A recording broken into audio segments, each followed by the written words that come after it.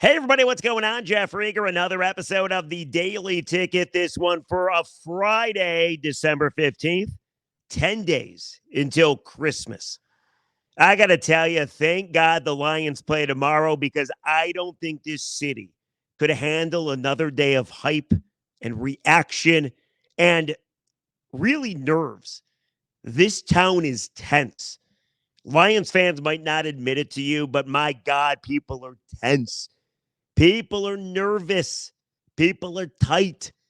I mean, I don't blame people. I don't, because this Lions football team looked like world beaters in the first 6 games. Then the next 7 games have not been as good. And I just don't think people have gotten over the Chicago loss, which is kind of weird because us Lions fans get over losses rather well. In fact, you would say the best thing Detroit does is get over Lions losing because it's happened so much. People don't want to lose out on the division, which I don't think is going to happen. People don't want to lose this awesome feeling where everybody in the country is talking about you. Lions play tomorrow against the Broncos.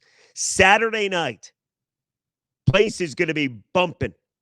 Like, my God, it's going to be loud. It's going to be drunk. It's going to be kick-ass. And yeah, I think the Lions beat the Broncos. I do. And we're going to get into it. I promise. I have a prediction. And I also have reasons why both teams can win the football game. But how about the good news that the Lions got yesterday? CJ Gardner-Johnson coming back, people. Dan Campbell says he's got mutant blood? Able to come back from a torn pec. Medically cleared. Going to start practicing next week. He might be able to play next week against the Vikings. You need this guy in the worst way. This is fantastic news. Lions have given up at least 25 straight points in 5 straight games. That is the longest active NFL streak currently. 25 points at least in 5 consecutive games. Secondary needs help badly. CJ Gardner-Johnson is going to be able to give that to you. He only played in 2 games this year. 13 total tackles, 2 passes defended. Last year, went to the Super Bowl. Was tied for the most interceptions last season. Not to mention, I got to believe, and I can't prove this, but he's only signed on a 1-year deal. Don't you get the feeling that he likes it here? From the second that he got injured, it was almost like he felt guilty that he got injured. I wouldn't be surprised if CJGJ comes back next year. Awesome news. It's fantastic news. I got more great news. Isn't it nice to tune in and you hear great news? Because it does look like for the first time, maybe, I don't know, in 3-4 weeks, Lions are going to have a full, healthy offensive line. Taylor Decker, he does still look injured, did not look good in the Chicago game, but he's practiced all week. And Frank Ragnow is a full go as well. So that means the Lions should be able to run the football better. That means you're not going to have any weird exchanges with Graham Glasgow and Jared Goff. It also means that when you have a full, healthy offensive line, that Jared Goff is just going to play better football. It's just how it is. Do you know the Lions are 9-4? You talk to the fan base, people are like, it's like they're like 1-9. People are freaking out. I totally understand why, but I can put you at ease a little bit because the games that the Lions lose, they turn over the football. They've lost 4 times. Those 4 games, they've turned over the ball a combined 10 times. When they don't turn over the football, they don't lose. They also don't lose night games. You know, the Lions are 5-0 in every game that doesn't start at 1 o'clock. That includes a 12:30 game that they lost to the Packers. So there you go. How about that? That's a pretty good stat too. But more than anything, this game is massive. It's huge. I can't think of a Detroit Lions game that has been this big in the last decade. They got a chance tomorrow to lock up a playoff spot. It's true. Here's what needs to happen. I'll put it right there on the screen, but I'll also read it to you. Do you know that there's 16 scenarios that will allow the Lions to clinch a playoff spot for the first time since 2016? We're only going to focus on 7 of them because the other 9 results in the Lions tying the football game. I don't think that's going to happen. If it does happen, then you can blame me. Email me. I'll give you the scenarios, all right? we're only going to focus on the scenarios where the Lions win and get in, because it's impossible for them to clinch a playoff spot this weekend and lose. They just can't do it. But think about this for a quick second. I know people are tense. I know people are stressed. I know people are anxious. But you got 4 football games left. You got like a 99.6% chance to make postseason. These are good problems. They really are. The other thing, too, by the way, before I give you the scenarios, and a lot of it right there is on the banner, but do you realize that even though people are convinced that the Lions aren't any good anymore, their defense isn't good, we'll get into it. Their offensive line has been a little leaky of recent. Jared Goff has been taking all kinds of fucking heat. We know this, right? Things do change in the NFL. It wasn't too long ago that we were wondering about the Niners. They had lost 3 in a row. Then they go out, they get Chase Young, Trent Williams gets healthy, Deebo Samuels get healthy, Christian McCaffrey gets healthy, and they're the best team in football. There was a time that we thought the Dallas Cowboys were frauds. Now look at them. They've overtaken the Eagles in the standings. There was a time that we didn't think the Eagles would lose a football game. They would definitely get the 1 seed. Now look at them. 2 losses, and they're holding team meetings because Jalen Hurts can't hold on to the football. So things change, people. Things definitely change. As I have coworkers walking by me. It's what happens when you don't have a studio to go to. You got to yell into a computer screen like a freak in front of other people. Anyway, things do change, though. And there's no reason that the Lions, when healthy, and they're getting healthier, getting C.J. Gardner back, and then also having a healthy offensive line, there's no reason not to believe that maybe this team can't put together a little bit of a run that maybe results in a playoff win or maybe more. But I've delayed too long. Here's the scenarios for the Lions to clinch a playoff spot. Do you know that they have the 3rd longest playoff drought? Only the Broncos and the Jets have a longer one. So if the Lions win tomorrow, and I do believe they're going to win just barely, Lions win tomorrow, and Seattle loses or ties, and Green Bay loses or ties, they're in. If the Lions win tomorrow, and Seattle loses or ties, or the Rams lose or tie, they're in. If the Lions win tomorrow, and Seattle loses or ties, and the Vikings loses or ties, they're in. What about if the Lions win tomorrow, and the Rams lose or tie, and the Falcons lose or tie? They're in. What about if the Lions win tomorrow and the Rams lose or tie, or the Falcons lose or tie, and Green Bay loses or ties? They're in. Last one. If the Lions win tomorrow, I've said this 5 times already, I feel, and the Rams lose or tie, Atlanta loses or ties, and Green Bay loses or ties, they're in. It's right there what I put on the banner. Lions need to win. Packers, Rams, Falcons, Minnesota, they need to lose. That's simple. Bengals are going to play the Vikings. Hopefully the Bengals win. Bucks are going to play the Packers. Hopefully the Buccaneers win. Panthers are going to play the Falcons. Hopefully the Panthers, they suck, but maybe they'll win. And the Commanders need to beat the Rams. It's that easy. Lions have a chance to clinch this weekend, which is pretty awesome. But, of course, this is all based on the Lions winning the football game. The Broncos don't do anything great except force turnovers. It's true. The Broncos have forced 18 turnovers in the last 9 games. The Lions have turned over the ball way too much recently. Since week 4, the Broncos have forced 23 turnovers. Meanwhile, since the bye week, the Lions have forced just 4 turnovers. And on the season, the Lions have forced just 14 turnovers, which is the 7th worst in all of the NFL. Jared Goff, since week 7, 10 touchdowns, 7 interceptions, 7 fumbles. He's been sacked 15 times. So the biggest thing that scares me about this game is the fact that the Broncos know how to force turnovers, and the Lions have been turning over the ball at an extreme rate. Other than that, the Lions defense makes me nervous. Russell Wilson is not vintage anymore. He's 35 years old. He's not the same dude by any means, but he still rushed for 300 yards this season. And if you look at his QB to interception rate, it's 28-7. So it's pretty good. Add that to the fact that the Lions defense, whoever they're going against, allow quarterbacks to have a 92.1 rating. And it makes you worry. Lions defense ranks 31st in DVOA. That's an efficiency stat. After a good start, they've gone from allowing 19 points a game to 29 points a game. All right?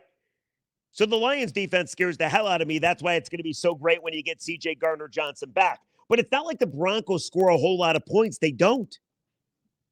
Like the Broncos don't score the football. Yes, Cortland Sutton is a stud receiver. 699 yards in the air. He's got 10 touchdowns. But they average right around 23 points a game. No big whoop.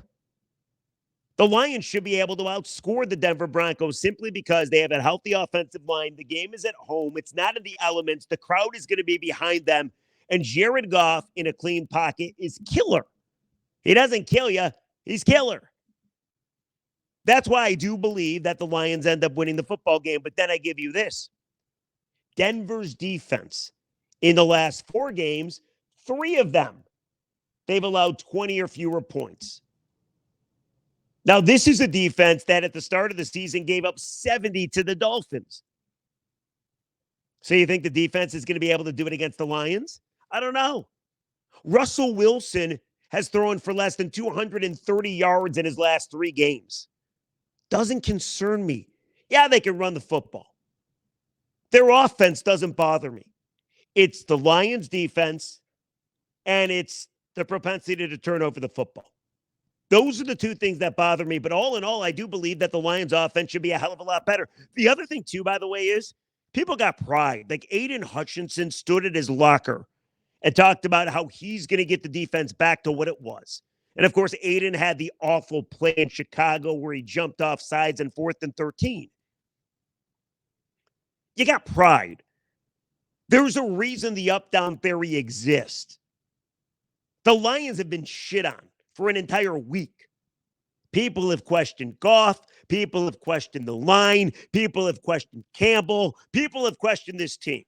People have uttered the F word. Not fuck, but fraud. I do think that helps a team. And I think the Lions have pride. I think you're going to see a good offensive performance. If they don't turn over the ball, they win. If they do turn over the ball, and of course the Broncos force turnovers, then you could be in some trouble. By the way, get Jameson Williams the ball. How about that? Do you know that the Lions are 4-0 when JMO scores a touchdown? That might be nice. Now, Denver can get to the quarterback. They got 34 sacks as a team. Lions only have 28. Jonathan Cooper has 5.5. Baron Browning has 3.5. PJ Locke has 3. And he's a safety.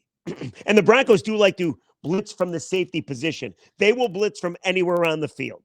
Little scary. I admit it. Still think the Lions should be able to win the football game. The other narrative or storyline in this game is the coaching. Sean Payton versus his protege, Dan Campbell. Listening to Dan Campbell talk about Sean Payton, I do believe there's a little bit in Dan's head about how badly he wants to beat Sean. Now, is that going to affect the game plan? It better not.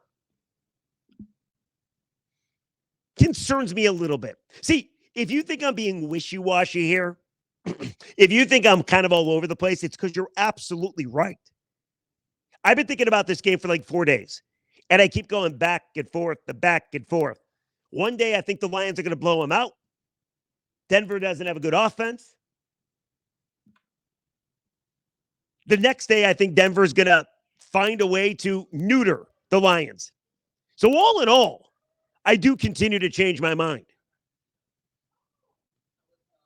Denver has the more impressive wins of late. After starting 1-5, they're 7-6. They've won 6 of 7. They've won 7 of 10.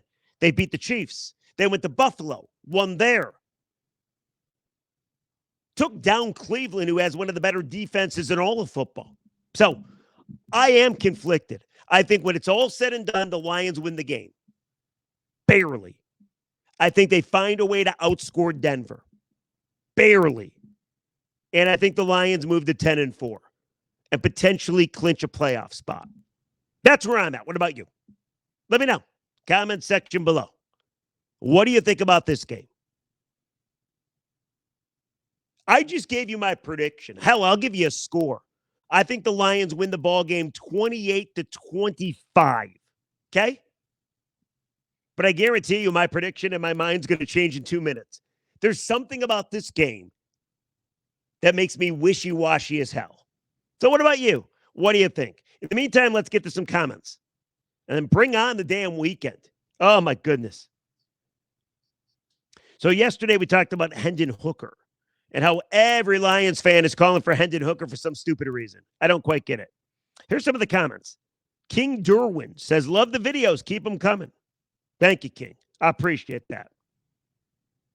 King Derwin also says, I just want one playoff win at home, please. Well, you are kind of headed there. You just got to get there in the home stretch. How about this one? From YouTube, not iTube. Jeff, can you please get a better quality microphone? I can understand you, but you sound a little muffed or something. You don't sound crisp. Thanks. This is for you, my friend. I broke out the microphone. Look at that. There it is. I kind of feel like a successful YouTuber. When do I start making millions and living in mansions? Then I got a couple more for you. Jeff, you suck.